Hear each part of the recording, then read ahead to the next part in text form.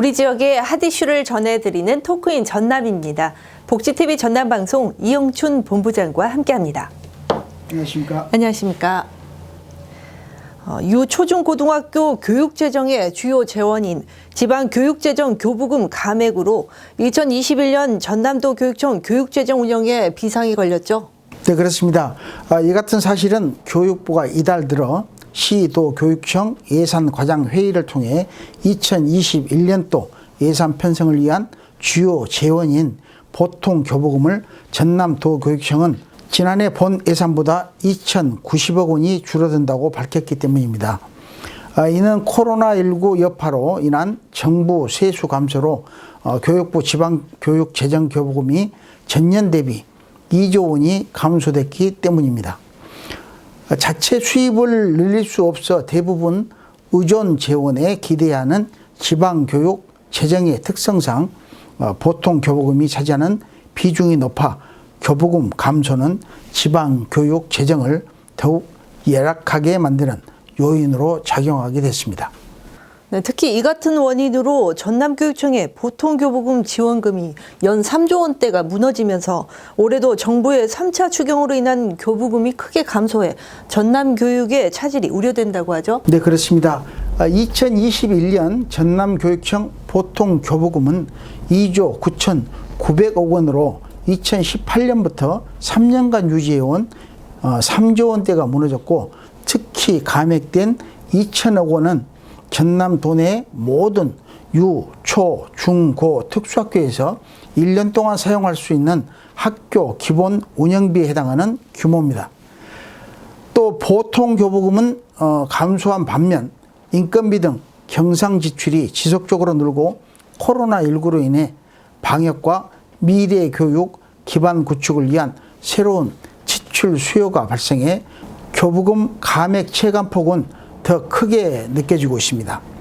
아울러 올해도 정부의 3차 추경으로 인해 전남교육청 보통교부금이 1,200억 원이나 줄어들어 초래된 재정 운영의 어려움이 내년에도 고스란히 이어져 전남 아이들의 교육에 차질이 생길까 우려의 목소리가 높아지고 있습니다.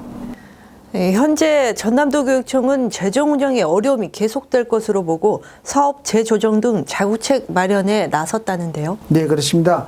전남교육청은 이 같은 재정난 악화에도 불구하고 교수와 학습, 학생, 교육 활동 등 학생들에게 제공하는 교육의 질이 낮아지지 않도록 기존 사업 분석을 통한 사업 폐지 축소 등 효율적인 재정 운영을 통해 자구의 노력을 기울이고 있습니다. 또 전남교육청은 올해에 이어 내년에도 보통교부금 감소로 전남교육재정 운영이 매우 어려울 것이지만 선택과 집중을 통한 과감한 사업 재조정과 전략적인 교육재정 운영으로 교육 본질에 관련한 예산이 감축하지 않으면서 교육재정을 안정적으로 확보할 수 있는 방안을 지속적으로 고민할 것이라고 밝혀 예산 확보와 집행에 관심을 높이고 있습니다. 네, 계속해서 두 번째 이슈입니다. 광양시 인구가 올해 들어 급속도로 줄어들고 있는 것으로 나타나 15만 명 수송조차 어려운 것 아니냐는 우려가 제기되고 있죠. 네, 그렇습니다. 행정안전부가 최근 발표한 인구 통계를 보면 광양시 9월 인구는 15만 848명으로 전월 15만 1122명에 비해 274명이 줄어든 것으로 통계됐습니다. 이는 광양시가 지난 연말 15만 6,750명을 기록한 것과 대비해 5,902명이 줄어든 수치로 나타나고 있습니다. 지난 2011년 11월 15만 명을 달성한 뒤 광양시가 인구 통계를 내놓기 시작했던 2013년 이후 가장 낮은 인구수를 기록한 것으로 나타나면서 15만 명 수정조차 어려운 것이 아니냐며 우려가 제기되고 있습니다.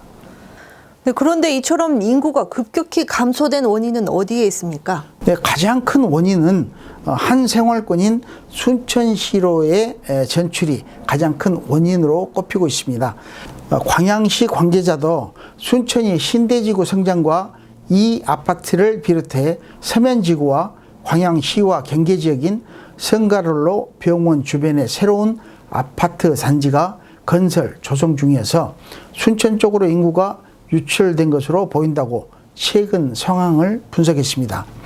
실제로 순천시는 지난 8월 인구 28만 1,999명에서 9월에는 28만 2,200명으로 201명이 늘어난 것으로 통계됐습니다.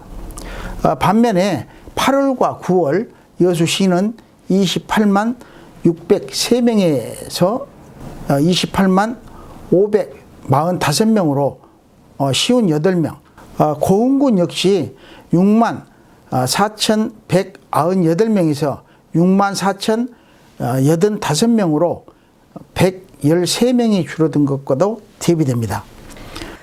그러나 가장 큰 문제는 뾰족한 대안이 없다고 하는데요. 네, 그게 가장 아쉬운 문제인데요. 교육이나 의료, 주택, 환경 등 정주 여건 개선이라는 인프라 구축이 선행되어야 한다는 지적이 있었음에도 불구하고 인프라 구축은 더디기만 했고요. 공무원 동원, 인구 늘리기 정책의 한계가 분명히 드러난 것이란 지적도 나오고 있습니다. 15만 인구가 무너지고 이 상태가 2년 이상 지속되면 행정 규모도 축소되는 등 적지 않은 불이익을 받게 될 전망이어서 광양시로서도 안정적인 인구 유입 정책을 마련하는 것이 급선무가 됐습니다.